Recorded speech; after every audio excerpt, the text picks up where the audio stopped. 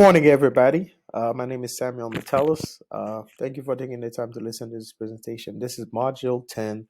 We are going to talk about helping students realize their learning norms. Before we talk about students' learning norms and expectations, we're going to take it a step back. I'm going to talk about norms, their purposes. By definition, a norm is an idea that resides in the mind of the group and serves to regulate attitude and behaviors. So, what is the purpose of norms? The main function of group norms is to have a reference point on how members should behave.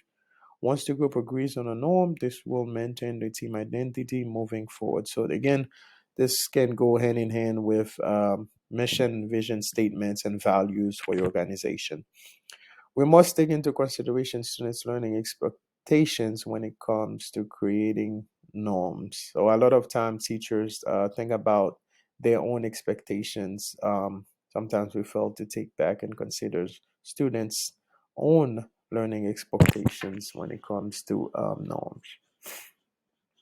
There are 10 expectations of students' learning norms.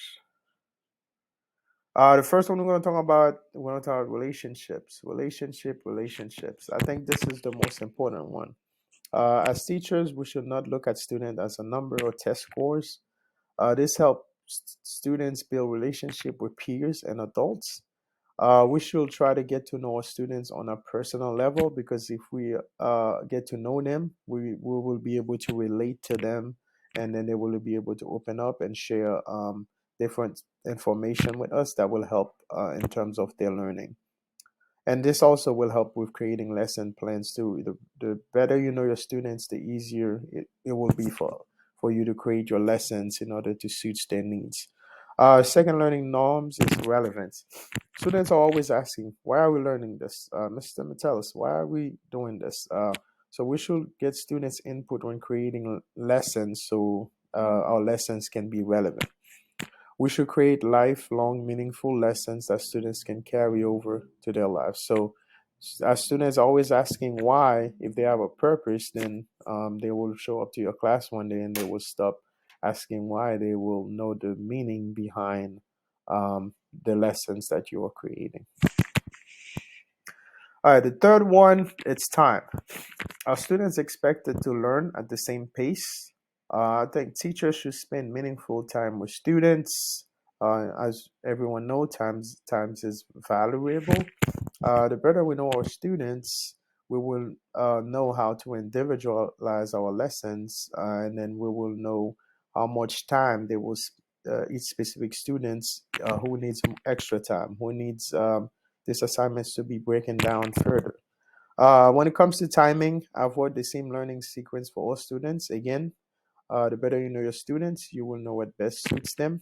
Try to backward design lesson plan. So think about the end product and then make your way to the beginning. So if you think about the end goal, you will be able to create more effective lessons.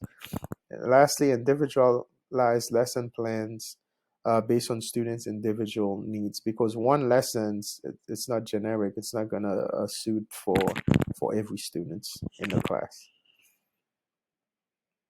Number five and number six are my favorite one. Might be biased because of my content area. This is really critical to us in the health and phys ed department, even in health class, or we try to incorporate those aspects. We'll start with play. Are students allowed to learn from their mistake? I believe students learn best when they are allowed to learn from their mistake. The second one, use different learning strategies such as kinesthetic learning and hands-on learning. And this is huge for us in our department. We believe in hands-on learning. We believe in student movement. The more student move, the easier is it for them to focus and learn. So try to incorporate play even in the health classroom. We try to incorporate those strategies. Number six, practice. Are students just completing tasks to check a box in the course sequence?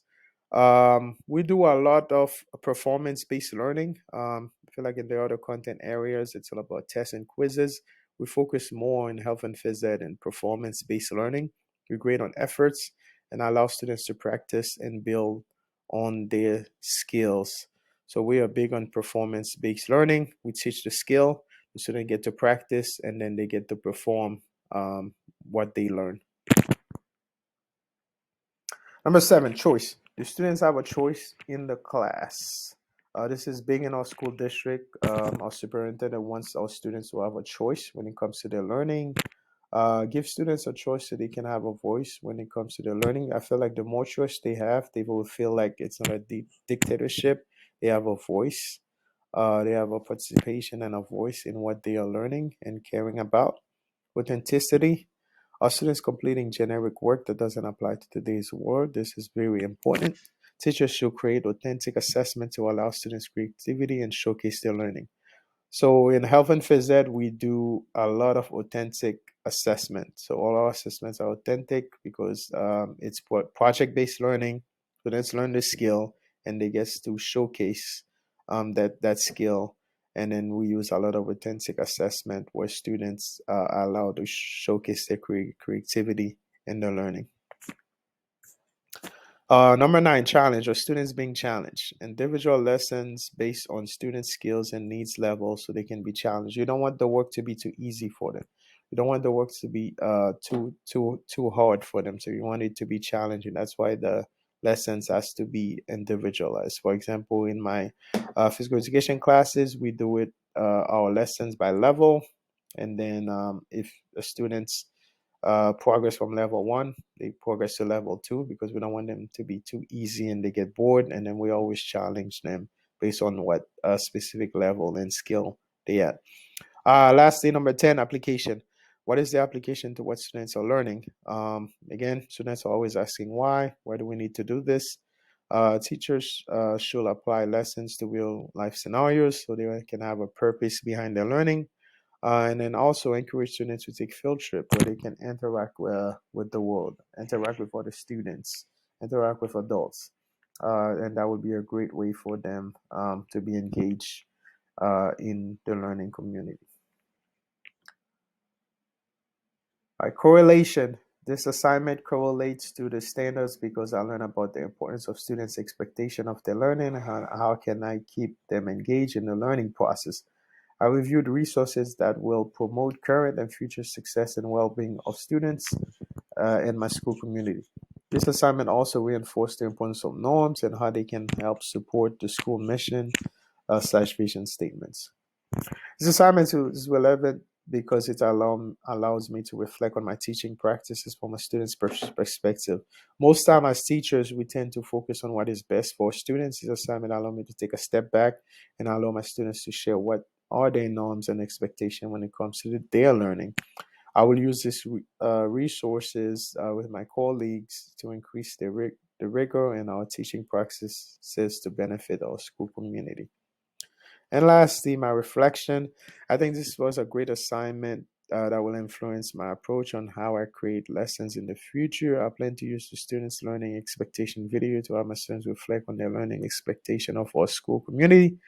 As a future administrator, I will have my staff use students' expectation of their learning to adjust their classroom norms and expectation to enhance their learning and students' engagement in the school community.